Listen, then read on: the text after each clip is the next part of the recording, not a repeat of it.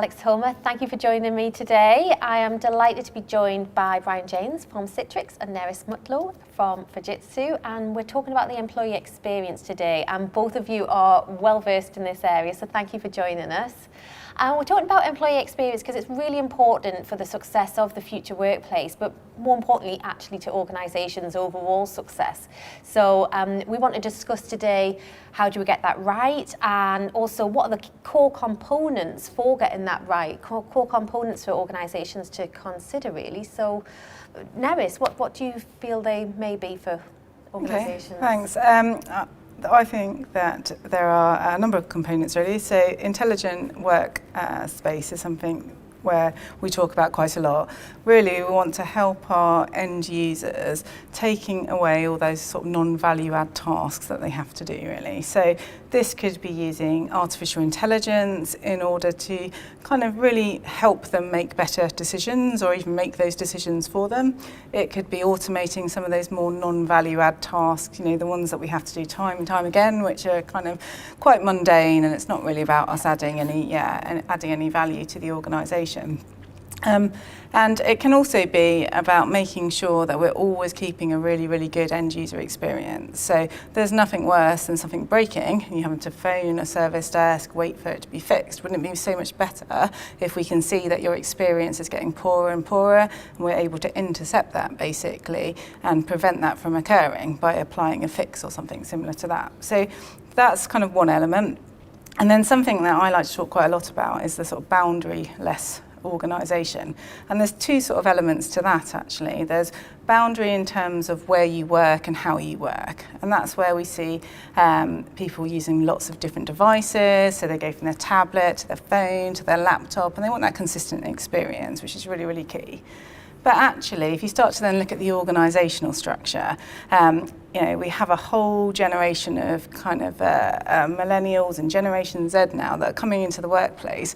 They're not used to having these boundaries, these hierarchies in place, right? They're used to broadcasting their thoughts to the world. They're used to being entrepreneurs from their bedrooms, right? And so Instagram stars nowadays. Exactly. So we need to, if we're going to be kind of harnessing that innovation and creativity within the business, then we need to have that environment, right, that really captures that. So that's a whole different way of working as well. That's agile teams that are formed and sort of then they go back to base. It's about giving them the right tools then for the job when they need to do it. So that's a really, really key sort of like component. I think we'll start to see more and more of that as we go forward. I think that all kind of wraps up at flexibility. You know, it's we used to be quite prescriptive about what we gave people to work on or work with or to do a specific task. And actually nowadays we do have the technology where we can chop and change that, you know, dynamically to match, you know, these different generational requirements, or when an agile team forms, you know, what's the task that they're there to do and what's the most efficient way for them to do that. And then let's build the workspace dynamically that supports them to do that as efficiently as possible. Yeah, and we need to make sure they can collaborate as well, really, really well. And there's a big cultural element that goes with it as well, isn't there? And then we also talk about kind of multi-generational workplaces. And sometimes I think we kind of look at the youngsters and forget about actually we've got a great generation of people already working. And so again, it comes back to choice, doesn't it? It's like, you know, different people, different individuals want to work in different ways, and they want to work in different ways at different times and on different devices. And it's really, really important that we can accommodate that. And then we also talk about sustainability and the low impact workplace. And I think it's really important, whatever we are doing, we are conscious of the kind of the footprint, if you like, that we are leaving. And you know, again, we've got a sort of a newer generation, if you like, and I talk about how my daughter will go around and switch all the lights off, and they're very aware of the plastic issue. So, you know, making sure that we give them the right environment in a sustainable way is really, really important.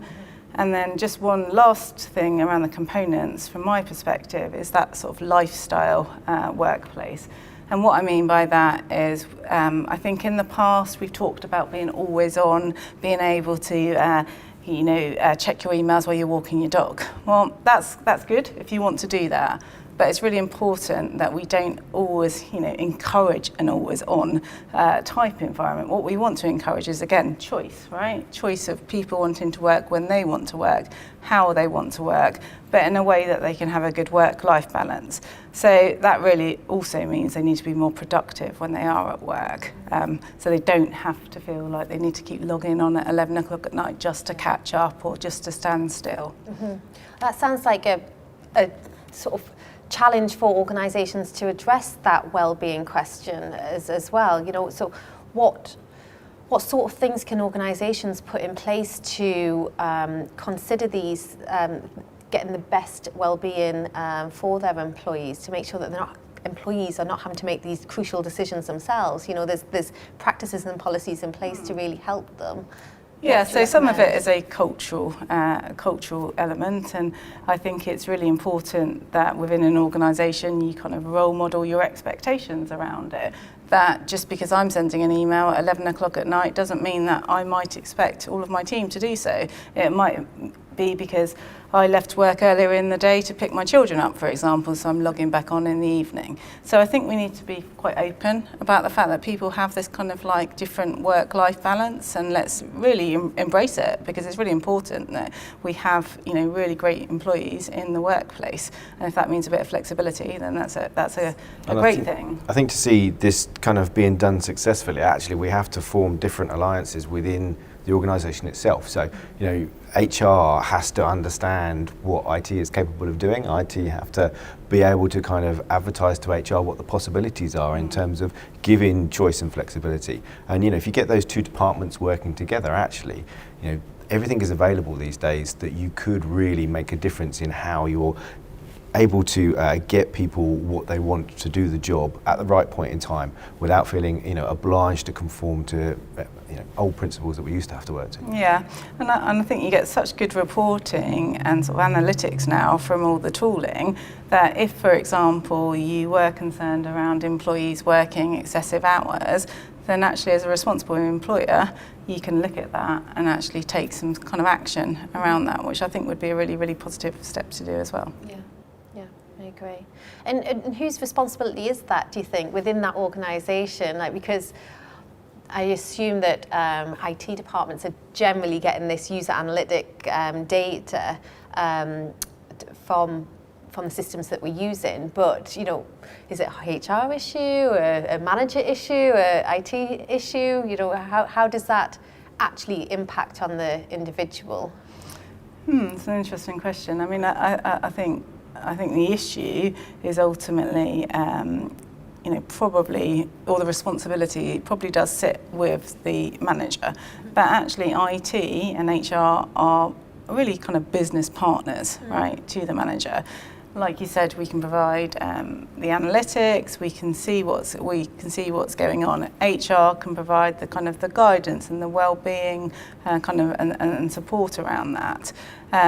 But I ultimately think it's probably a mixture of the employee actually and the manager. But we all within an organisation need to take responsibility for the fact that people don't generally work crazy long hours because they have to, right?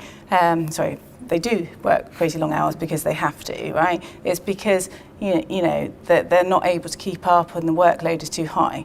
So actually, if the workload is too high, we need to help make them more efficient, and that's where the whole kind of like productivity kind of tooling, has a really strong part to play in that. Yeah. And how do you think Brian, the sort of the applications that all these employees are using at the moment, and how's that all impacting on the end user and their experience? Is it helping, or? I would say no. I mean, we've gone through a number of decades of actually saying, oh, okay, let's create an application for that. And in consumer world, that actually works quite well because you'll get a very targeted, point solution application. I once had an application that told me how to adjust timings on a microwave. I mean, completely pointless for anything other than that task. Corporations never really did that. They would invest in a platform. And what you would end up with is something that you're really you're investing in, you're trying to get value out of, and therefore you're trying to find use cases and force people to use it. And you end up almost designing it for the few power users that can really make use of it. And that might be 5% of your workforce. So, there's a great analogy that we use around a photocopier, where you walk up to a photocopier these days and it looks pretty much like, you could fly a plane from the console of this thing. Pretty complex. Thousands of buttons and big screens. 99% of people just want to walk up and hit the green button and do a copy. So, if we can actually look at how we present the content of applications and data to our users and make it, that green button, then, the applications are still in the background. People can still go into them if they need to. They can be trained if they need to go that far. But for the casual user, actually, we can surface that information, that insight that they need. We can enable them to do that task really quickly and easily, and then move on to the next thing. And hopefully that, starts to give them the productivity, which starts to reduce the kind of more mundane workload that we all have to deal with, and free them up to have a bit of brain space, be creative, and do what businesses really employ people to do, which is, actually figure out how do we improve things, how do we grow. Yeah, it's interesting actually, because we see it in a lot of the applications, don't we, where they have that single portal to that application. Yeah. But you still then have to go into the expenses portal, or you have to go into the HR portal or the IT portal. Yeah. And it would be so much better, as you say, with that kind of photocopier analogy, that I've gone into one and I can see all of that. I mean, that would be great. Yeah, sounds like a much more intuitive, intelligent approach to get tasks done anyway. Yeah, especially if they can be prioritised as well. And, so it's literally, that's my kind of like task list, if you like, for the day. And these are the things I need to action. That would take a lot of the noise out of most employees' day. Yeah. And what does that matter to the C-suite? So the C-suite watching us today, I'm sure. Why does this really matter to the business and to CEOs and the like, do you think? Yeah, I mean, it's definitely not the fluffy reasons why. We genuinely do care about the well-being of our employees. Yeah. But every study going shows that a really well-engaged workforce will drive better productivity, will drive better growth and revenue within your business, right? And then on the flip side of that as well, when you've got disengaged employees, when you've got overworked employees, there's you've got concerns around kind of mental health and anxiety. You've got people that are tired, that can make mistakes, and there are some roles that we really, really don't want people making mistakes. People that are in, very, very critical roles. So it's not just about doing the right thing as a human to another human. It's actually about the fact that it will have a positive kind of outcome on your bottom line, ultimately. And there's organisations that are doing this. They're further down this road than anybody else. And so, if you're coming into the world of work for the first time and you get presented with different options of how you could work, it's this style where actually you're kind of, almost like a supported human being in how can I achieve more with the aid of technology. I think not many people would choose a different route. And so you're looking at, improvements on recruitment, you're looking at improvements on retention. All of those equal savings for a business if you can get that right. Yeah. And you're looking at getting the most out of your employees when they're actually there. So, you're benefiting them, and then benefit is to the business overall for doing that. Yeah, and I think on that employee theme as well, all the kind of the skills that you now need within your organisation, there's much more focus, isn't there, around whether it's kind of like experience design, whether it's software engineering, whether it's data, and there's all these organisations all fighting for that same skill set. Mm-hmm. So it's really, really important that every organisation, if they really want to get those great people in, they can show a great user experience right from that first engagement in the interview process. You also mentioned a really crucial point about the new agile teams kind of thinking, which is, actually to solve a business problem, a prescribed set of people that all do the same thing is not the best way to go. You want diverse opinions, you want, even diversity in the people themselves. Yeah. And being able to bring those people together and enable them to collaborate efficiently, to work efficiently, to have the information that they need and be able to execute on it for that problem, you're going to get faster results. You're therefore going to be able to capitalise on maybe opportunities quicker or see off challenges quicker.